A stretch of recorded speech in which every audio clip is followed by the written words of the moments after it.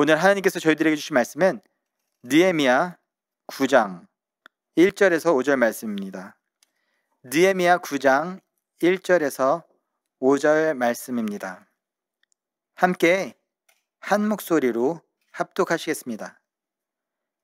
그 달 29날에 이스라엘 자손이 다 모여 금식하며 굵은 베옷을 입고 티끌을 무릅쓰며 모든 이방 사람들과 절교하고 서서 자기의 죄와 조상들의 허물을 자복하고 이 날의 낮 4분의 1은 그 자리에서 서서 그들의 하나님 여호와의 율법책을 낭독하고 낮 4분의 1은 죄를 자복하며 그들의 하나님 여호와께 경배하는데 레위 사람 예수아와 바니와 감미엘과 스바냐와 분니와 세레바와 바니와 그나니는 단에 올라서서 큰 소리로 그들의 하나님 여호와께 부르짖고 또 레위 사람 예수아와 감미엘과 바니와 하삼느야와 세레바와 호디야와 스바냐와 브다히야는 이르기를 너희 무리는 마땅히 일어나 영원부터 영원까지 계신 너희 하나님 여호와를 송축할지어다. 주여, 주의 영화로운 이름을 송축할 것은 주의 이름이 존귀하여 모든 송축이나 찬양에서 뛰어남이니이다. 아멘. 지난 3주간 저희들은 함께 진정한 시작이라는 주제에 대해서 함께 말씀을 나눴습니다. 진정한 시작은 기도로부터, 진정한 시작은 인도하심과 함께, 진정한 시작은 말씀과 함께입니다. 오늘은 그 마지막 시간, 진정한 시작은 예배와 함께, 진정한 시작은 예배와 함께라는 제목으로 하나님의 말씀을 나누도록 하겠습니다. 우리들이 삶 속에서 뭔가 새로운 시작을 하려고 할 때 저희들은 대개 그 환경에 변화를 줍니다. 이 환경의 변화가 우리들의 심경의 변화로 이어질 것을 기대합니다. 그래서 한 학생이 올해는 내가 더욱 열심히 공부해야지 라고 새롭게 다짐을 한다면 아마 그 학생은 그 환경부터 정리할 것입니다. 책상부터 정리할 것입니다. 책상의 주변부터 정리할 것입니다. 뭔가 집중할 수 없게 방해하는 요소들을 제거할 것입니다.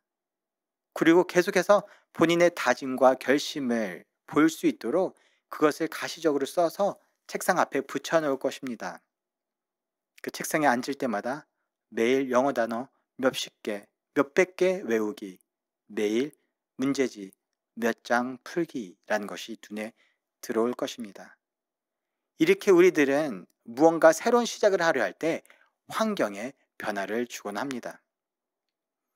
느헤미야도 이와 비슷한 방법으로 접근을 했습니다.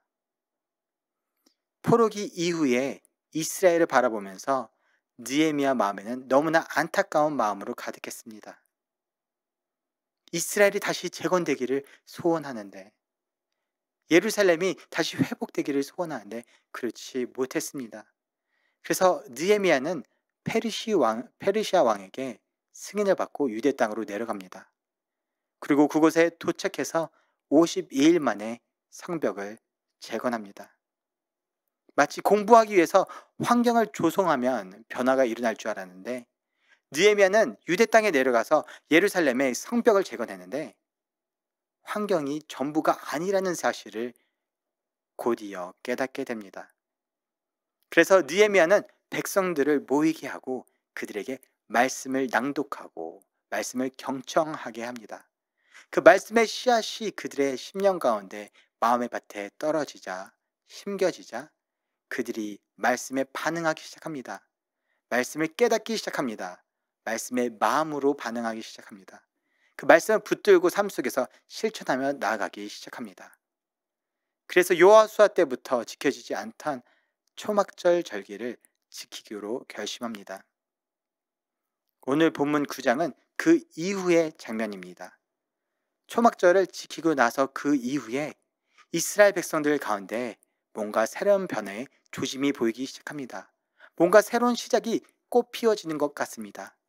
그 시작은 어디로부터 비롯된 것인가요? 그 주변에 외벽, 예루살렘의 외벽을 재건한 데부터 이 변화가 시작된 것일까요? 아닙니다.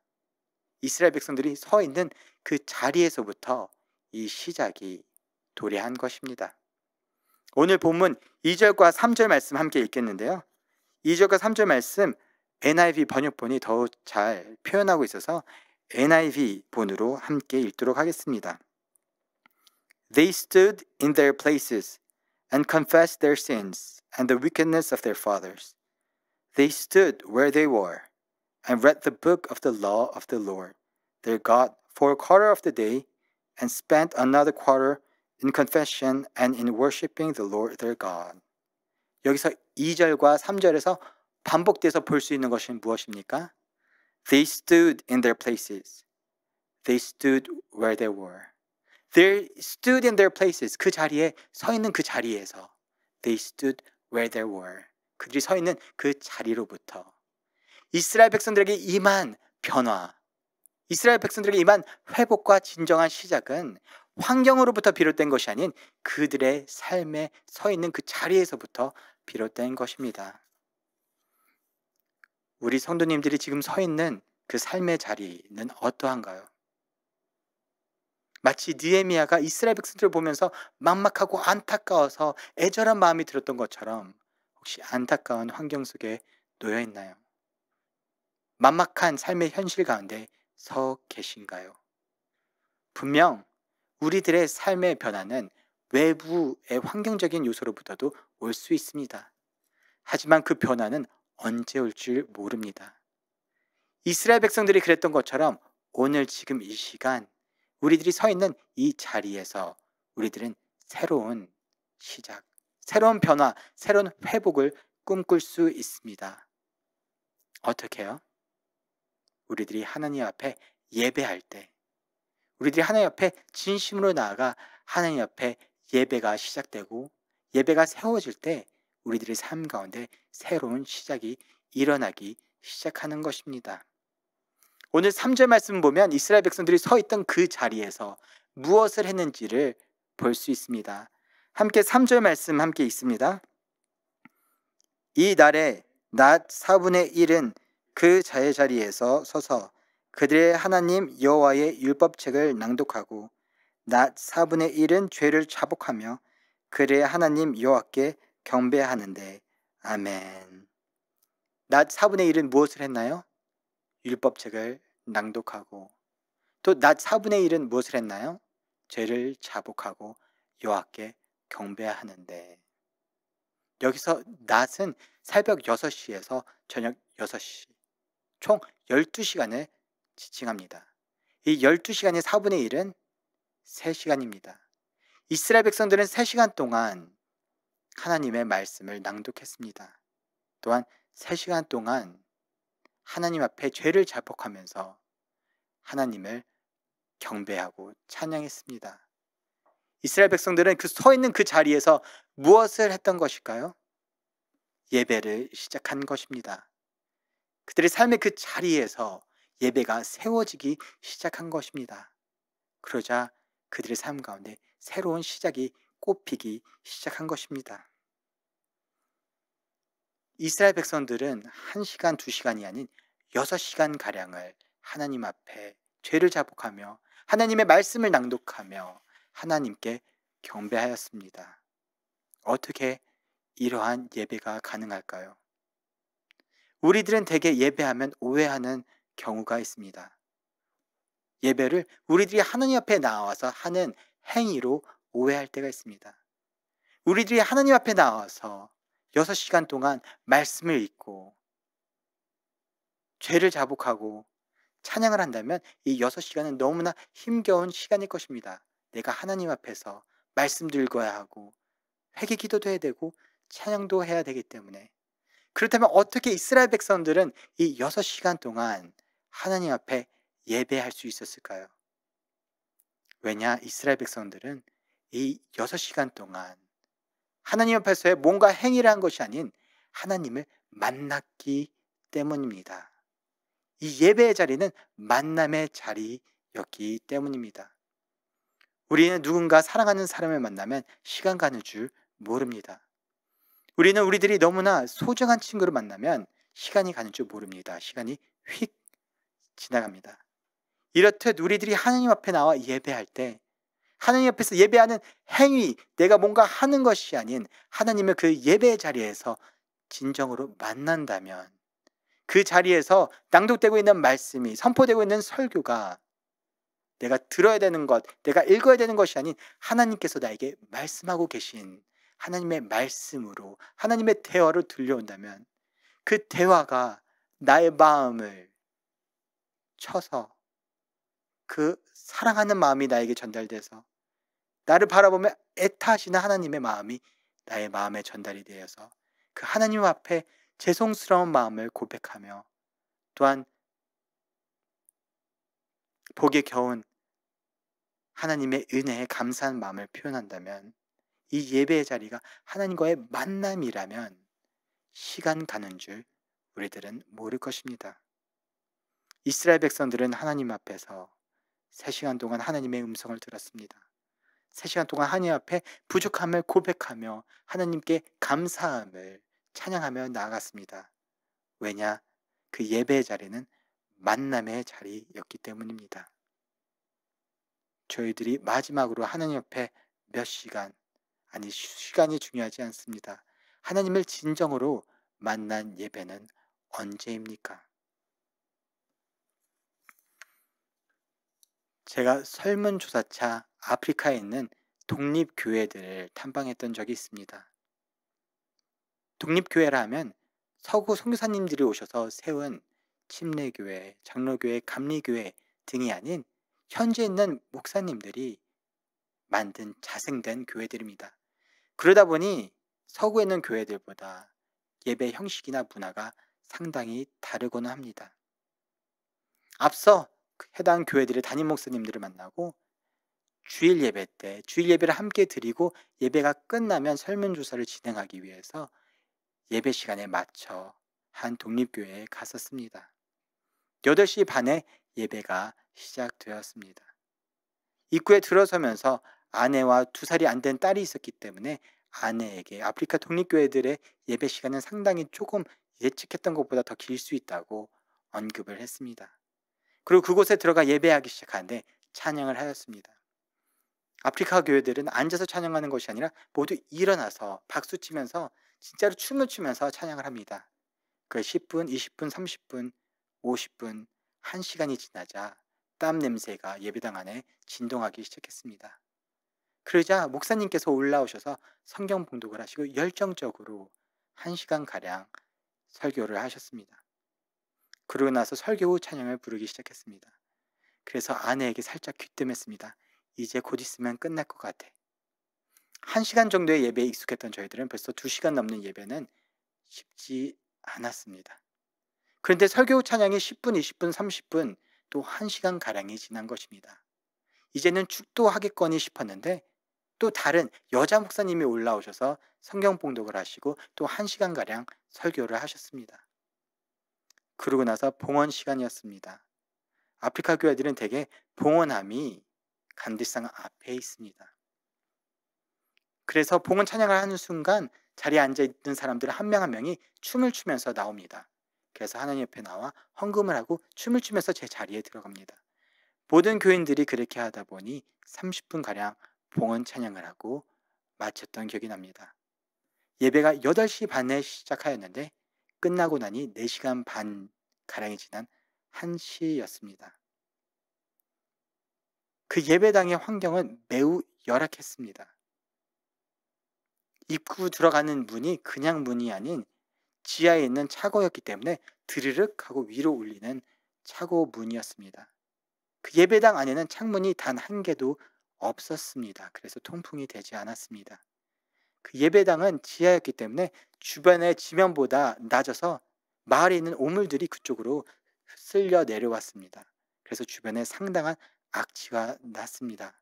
또 통풍이 되지 않고 그 예배당 안에서 땀을 흘리면서 찬양을 하다 보니 상당히 좋지 않은 냄새가 났습니다.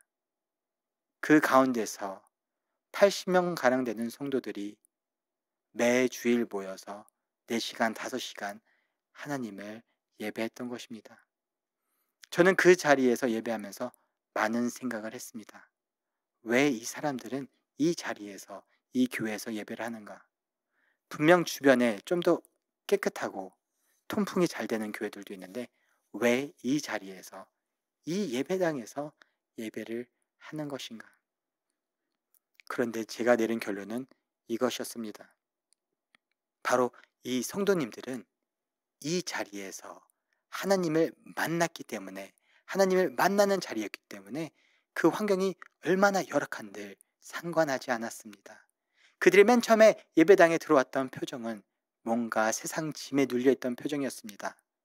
그렇지만 1시간가량 찬양을 하면 찬양을 할수록 표정이 밝아지기 시작했습니다. 하나님의 말씀을 들으면 들을수록 하나님이 그들에게 말씀하신 것처럼 들리는지 그들의 표정이 한결 가벼워지며 표정이 지고 미소가 지어지기 시작했습니다. 그들은 그 예배 자리에서 하나님을 만나고 그 예배 자리에서 그들의 심령이 회복되고 그들의 지쳤던 심령이 하나님 앞에 변화되는 자리였기 때문에 그 자리를 떠날 수 없었던 것입니다. 우리들은 어떻게 우리들의 삶 가운데 진정한 변화를 이룰 수 있는가요? 우리들이 서 있는 그 자리에서 예배가 시작되고 예배가 세워지고 그 예배의 자리가 그냥 하나님 옆에서 하는 예배 행위가 아닌 하나님을 진정으로 만나는 자리가 될 때 그 자리에서, 그 만남의 자리에서 변화가 일어나기 시작하는 것입니다. 어떤 분들은 그렇게 생각할 수 있습니다.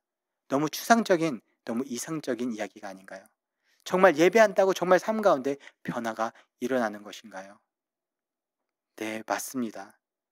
예배를 통해 저희들의 삶 가운데 변화가 일어나기 시작합니다. 예배 가운데 진정으로 하나님을 만난다면 하나님과의 만남 가운데 변화가 일어나기 시작합니다. 우리 사람들은 생각보다 민감합니다. 그리고 생각보다 쉽게 영향을 받습니다.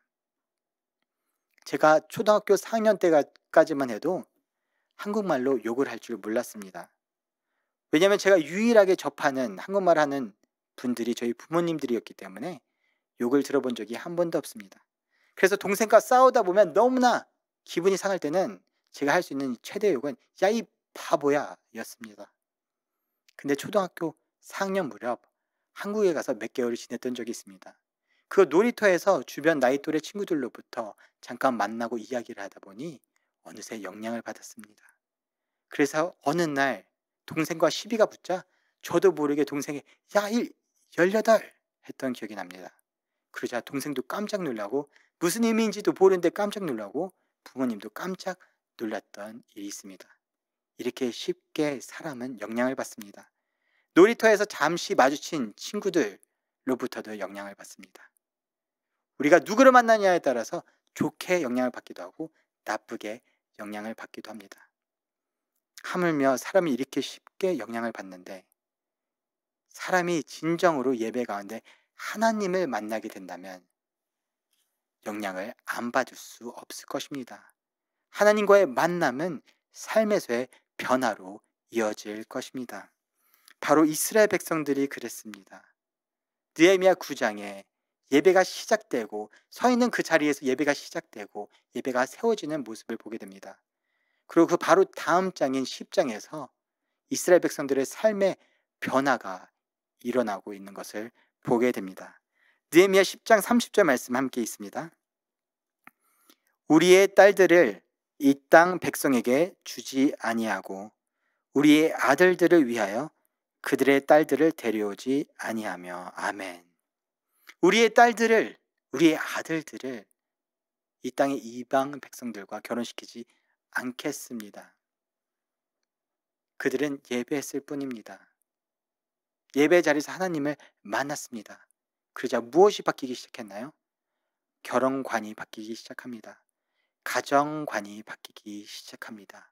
그들의 삶 가운데 인식이 바뀌고 가치관이 바뀌고 삶이 변하기 시작하는 것입니다.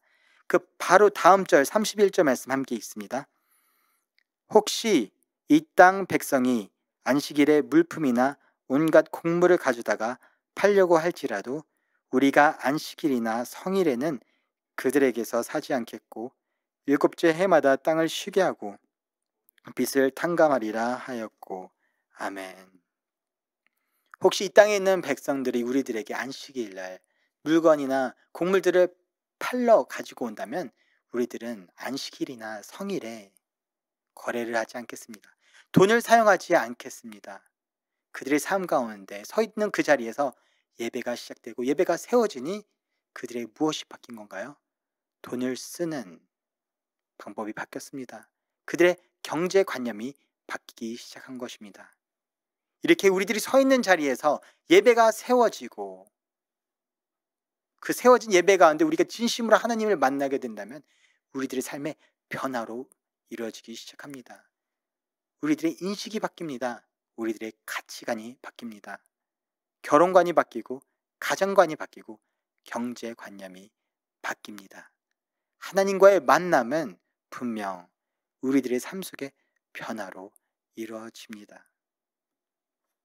하지만 이 변화에서 저희들이 주시해야 될 것이 있습니다. 이 변화를 멈추는 그 순간, 하나님과의 예배를 멈추는 그 순간, 하나님과의 만남을 멈추는 그 순간 우리들의 변화는 순간 퇴보합니다. 순식간에 하나님과 시작했던 이 변화는 순식간에 물거품이 되기도 합니다. 마치 예배는 휘발유와도 같습니다. 자동차가 앞으로 전진하기 위해서는 휘발유가 필요합니다. 우리 성도들이 주님과 함께 한 걸음 한 걸음 내딛기 위해서는 예배가 필요합니다. 휘발유가 있을 때 차는 오르막길을 오를 수 있습니다. 배는 강기슭을 올라갈 수 있습니다. 그런데 휘발유가 떨어지면, 예배가 멈춰지면 휘발유가 없는 것과도 같습니다. 그러면 산을 오르던 차는 바로 그 자리에서 뒤로 밀려나기 시작할 것입니다. 강기슭을 거스르던 배는 바로 기슭을 따라 뒤로 물러가기 시작할 것입니다. 이와 같이 신앙인들의 삶 속에서 하나님과 함께 변화를 시작하고 회복을 시작하였는데 그 예배가 멈추는 그 순간, 예배가 무너지는 그 순간 신앙인들은 뒤로 원래의 모습으로 퇴보하기 시작합니다. 느헤미야는 오늘 본 9장 본문을 통해서 이스라엘 백성 가운데 회복이 시작되고 예배가 세워지는 것을 보기 시작했습니다. 그래서 느헤미야는 12장에 그 전에 이미 재건하였던 성벽을 드디어 이스라엘 백성 가운데 진정한 시작이 도래하였구나, 진정한 회복이 도래하였구나 생각하여서 이미 건축하였던 성벽을 봉헌합니다. 그리고 느헤미야 13장에 페르시아 왕을 방문하러 다녀옵니다. 근데 느헤미야가 다시 돌아왔는데 깜짝 놀랄 만한 광경을 목격하게 됩니다. 느헤미야 13장 11절 말씀 함께 읽습니다. 내가 모든 민장들을 꾸짖어 이르기를 하나님의 전이 어찌하여 버림바 되었느냐 하고 곧 레위 사람을 불러 모아 다시 제자리에 세웠더니. 아멘. 느헤미야가 페르시아를 다녀왔는데 어떠한 현상이 벌어지고 있습니까? 하나님의 전이 버림바 되었고 하나님의 전 안에 직무를 수행하던 레위인들이 있는데 그 레위인들이 11조를 받지 못하는 것입니다. 그래서 레위인들이 먹고 살기 위해서 다시 밭으로, 제각기 밭으로 나간 것입니다. 하나님의 전이 버림받았던 것은 무엇을 의미합니까? 그 서 있던 그 자리에서, 이스라엘 백성들이 서 있던 그 각자의 그 자리에서 예배가 멈춰졌음을 상징하고 있습니다. 이스라엘 백성들의 삶 가운데서 서 있던 그 자리에서 말씀이 회복되고 예배가 회복되었을 때 레위인들은 어떤 직무 수행을 하고 있었나요?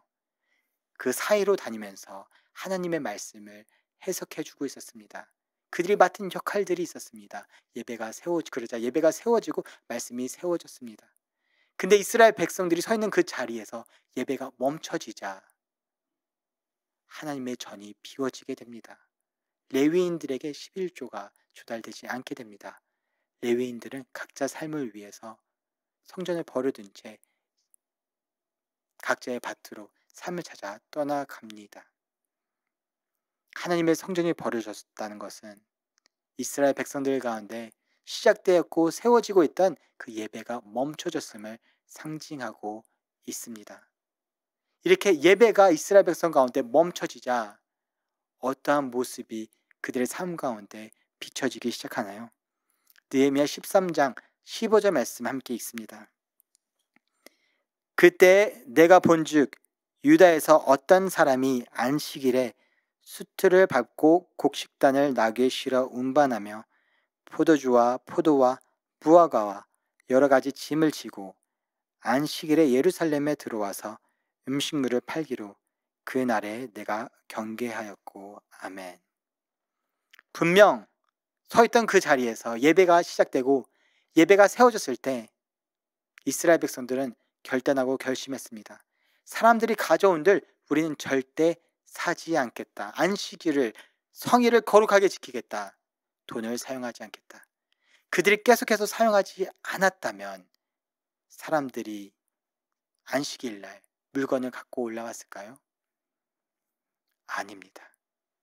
근데 예배가 무너지자, 예배가 멈춰지자 이스라엘 백성들이 변화되던 그 경제관념이 다시 무너지기 시작한 것입니다. 원래 모습대로 돌아가기 시작한 것입니다. 뒤로 퇴보하기 시작한 것입니다. 그들은 다시 안식일에 필요한 물품들을 사기 시작했습니다. 필요한 음식물들을 사기 시작했던 것입니다. 그들은 원래 모습으로 퇴보하게 된 것입니다. 그래서 느헤미야는 너무 안타까워하며 레위인들을 다시 불러 모읍니다. 그리고 성전에 올라가서 직무 수행을 하게 만듭니다. 그리고 다시 이스라엘 백성 가운데 질서를 바로잡습니다. 느헤미야서를 읽으며 저희들은 어떠한 메시지를 갖고 갈 수 있을까요? 마치 느헤미야가 이스라엘 백성들을 보며 안타까워하며 다시 이스라엘 백성들 가운데 새로운 희망, 새로운 회복, 새로운 시작을 꿈꾸었듯이 오늘날 저희들은 2021년도 새로운 희망, 새로운 소망, 새로운 계획을 꿈꾸고 있습니다. 느헤미야는 그 계획들을, 그 소망들을, 하나님 앞에서 그 소원들을 어떻게 이루어냈나요? 하나님 앞에서 기도함으로부터 하나님의 인도하심과 함께할 때, 하나님의 말씀과 함께할 때, 하나님 앞에 예배할 때, 그 예배는 하나의 예배적 행위가 아닌 진정으로 하나님을 만나게 될 때, 그 가운데 이스라엘 백성들 가운데 진정한 변화가 일어나기 시작했던 것입니다. 하지만 그 예배가, 그 만남이 멈춰지는 그 순간 하나님과 한 걸음 한 걸음 시작하였던 그 변화들이 어느 순간 무너지게 됨을 느헤미야서는 경고하고 있습니다. 2021년도 하나님과 함께 새로운 시작, 진정한 시작을 소원하며 계획하고 계신 우리 주님의 제자교회 성도님들, 2021년도 하나님과의 예배의 자리를 지키시는 여러분들 되기를 소원합니다. 그 예배의 자리가 그저 예배적 행위, 내가 하나님 앞에서 무언가 하는 행위가 아닌 진정으로 하나님을 만나는 그 자리가 되기를 소원합니다. 하나님을 진정으로 만날 때 우리들의 삶 가운데 변화가 일어나기 시작합니다. 진정한 회복이 이루어지기 시작합니다. 그 변화는 우리들이 하나님을 붙들고 하나님을 만나는 이상 계속해서 이루어져 나갑니다. 저와 여러분, 예배의 자리에서 진정으로 하나님을 만나는 우리 되기를 소원합니다.